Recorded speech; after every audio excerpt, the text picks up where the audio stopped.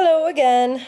So it's bedtime. So I'm sorry if I have trouble forming sentences, but I think I'll do okay. All right, this one I think a lot of you overthought.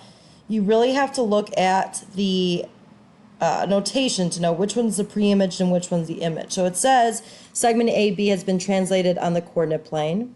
If A, which is the pre-image, it's got to be, right? Because there's no little tick mark there. It's not A prime. This is the pre-image. And A prime, its corresponding image, right, is 2 comma 4, then describe the translation. So that's the first step. Oh, I know why I showed that work now. Cool beans. All right, so the first step is figuring out the translation rule. So remember my algebra brains, all you have to really do without graph paper, and you can use graph paper if you really need to, is figure out how much did each coordinate shift separately. So look at the x-coordinate. It started at -6, and then it ended up as 2, okay? So to get from -6 to 2, I've gone to the right 8 units. So that's why that's my rule, x plus 8, for the x-coordinate, the horizontal shift. And then to get from 1 to 4, I've gone 3 up. So that vertical shift is y plus 3. So here's the translation notation that would describe A to A prime. But remember, translations are rigid transformations. So what happens to A must happen to B. But be careful. Oh, never mind. I'm really confusing myself. I'm sorry. If they give you B prime, you'd have to go backwards. If there was B prime. I don't know what. I think I'm mixing it up with another problem. But yeah, if I gave you B prime, let's pretend. Let's play pretend. If I gave you B prime and I wanted to know what the coordinates of B was, I'd have to take this number and subtract 8, take this number and subtract 3, because it's like being given the image and wanting to go back to the pre-image. Sorry if that was super confusing, because that's not what this asks. This one's a straightforward one. What's B prime going to be? All right, just take -1. And then there, we get 7 back. We get 5. Not 5, geez. -15 plus 3, we get -12 back. So B prime will be 7 comma -12. But again, if this was actually B prime, we'd have to go backwards. Anywho, what is the length of AA prime? I totally forgot that was part of this problem. I am sorry. That explains why the heck I have this here.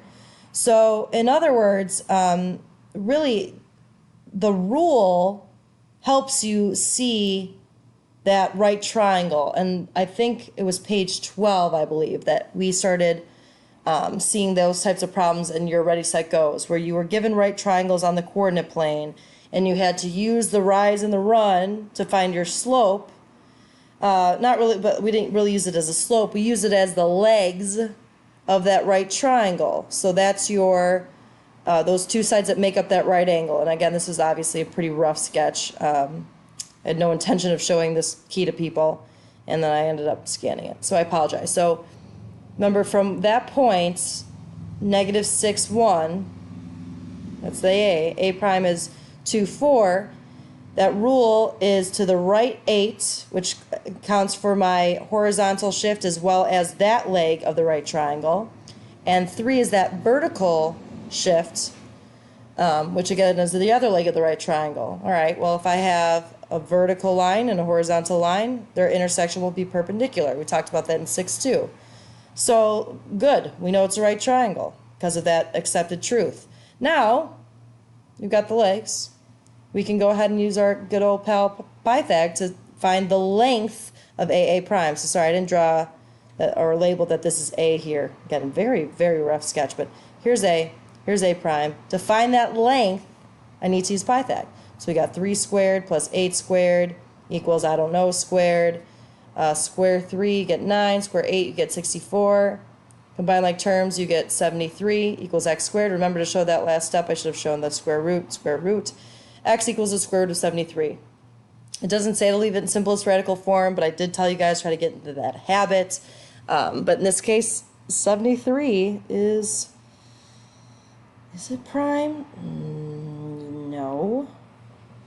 Right? Because 60 is 20 times 3. Yup, totally prime. Just kidding. JK LOL. Okay, sorry. We're done. That one's done.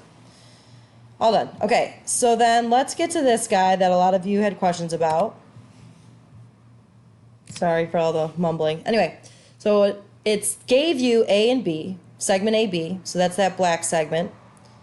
And it gave you the line of reflection is y equals negative x. And it wanted you to actually perform that transformation of segment AB over the line of reflection y equals negative x. Now, I know a few of you are like, I don't know what that is. Y equals negative x, what kind of line is that? I thought y equals was horizontal. Chill, guys, it's already in the form y equals mx plus b. You just probably don't recognize it because we don't have a y-intercept obvious or a slope that's super obvious, but it's there, right? Whatever's in front of x is our slope here, and that negative just represents -1 as being our slope. So our slope is -1. And then if you don't see anything here, that probably means the y-intercept is 0.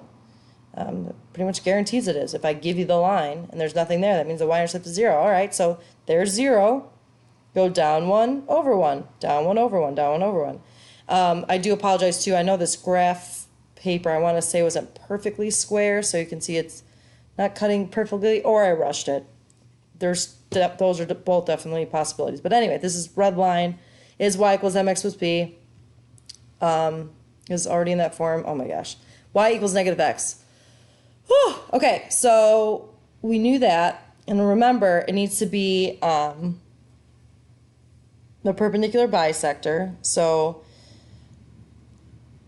we have the bisector part. It passes through that. That's great. What we have to concern ourselves with is the distance to that line. That will guarantee the bisector. As well as getting to that line, we need to use what we know about the slopes of perpendicular lines. So let me just rephrase all that nonsense. Okay, so I know that if I continued AA prime, that we'd have to have a slope of 1. We have to, right? It has to be the opposite reciprocal slope of my line of reflection. So this is like the other video I showed, but backwards. So I have A. I'm thinking about the line of reflection kind of like a magnet because I need to go towards it, right? Not away. So we know that the slope of the red line is -1. Well, then the opposite reciprocal is 1. So from A, I'm going to go up 1 over 1, up 1 over 1. And then I get, sorry, this is so far, 1, 2. I performed that slope, that rise over 1 twice, and that got me to my line of reflection. So the bisecting part also has to do with the fact that A to the line of reflection and A prime to the line of reflection better be the same distance. So since it took 2 rise over runs using 1, that opposite reciprocal slope, to get here, then I have to repeat that process to get to A prime. Up 1 over 1, up 1 over 1. There you go. So A prime is -1 comma 5. Okay, so a lot of people get confused. You're fine with A, and then you're like B, but B, one's on this side of the line and one's on this side of the line, and I'm super confused. Take it point by point. Worry about A as if it's its own problem. Now look at B. Okay, so we still have to count to the line. Remember, think about it as a magnet. We have to go towards our line of reflection. Going up here helps nobody. And I know that's confusing for some of you because you are obviously conditioned to go, well, up 1 over 1. Well, then you're going infinitely nowhere near our line of reflection. We got to move back towards it. So instead of up 1 over 1, I reversed it. So left and down, left and down. So I go 1, 2, 3. It took 3 of those, just again reversing the rise over run, which I know is kind of awkward at first, but you get used to it. And it took 3 of those to get to the line of reflection. So again, the equidistance portion of it, you got to repeat that. 1, 2, 3. And then you're left with B prime, which is -10 comma 4. So I hope that helped.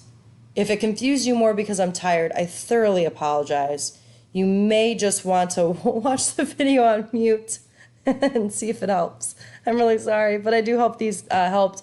And remember, bringing questions tomorrow. We'll start class with questions, and then we'll get that packet going so you're ready for your quiz on Friday. All right, happy studying. Have a good night.